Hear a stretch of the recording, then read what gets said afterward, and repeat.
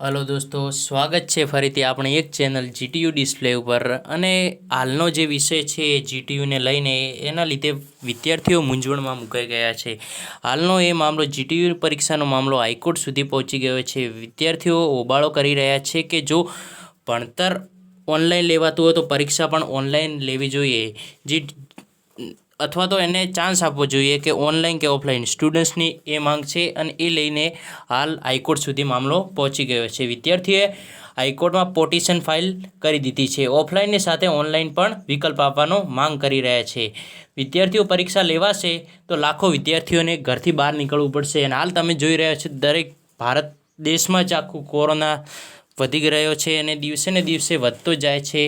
એટલે વિદ્યાર્થીઓ જો ઘરની બહાર નીકળશે તો તેમને કોરોના સંક્રમિત થવાના ચાન્સ પણ ઘણા જ છે। એટલે હાલ તમે જોઈ રહ્યા છો કે એવી સિચ્યુએશનમાં બહાર નીકળવું જોઈએ નહીં, છતાં પણ જીટીયુએ હાલ પરીક્ષા ઓફલાઈનનું નક્કી કરેલું છે, એના લીધે આ હોબાળો થઈ રહ્યો છે।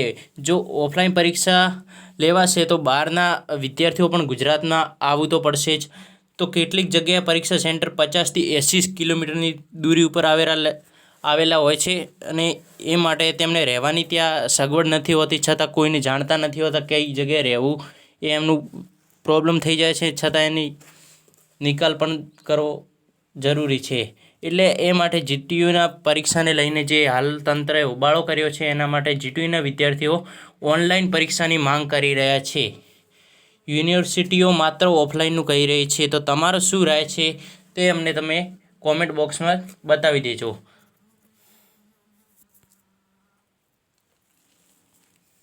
વિડીયો ગમે તો લાઈક કરજો અને શેર કરજો।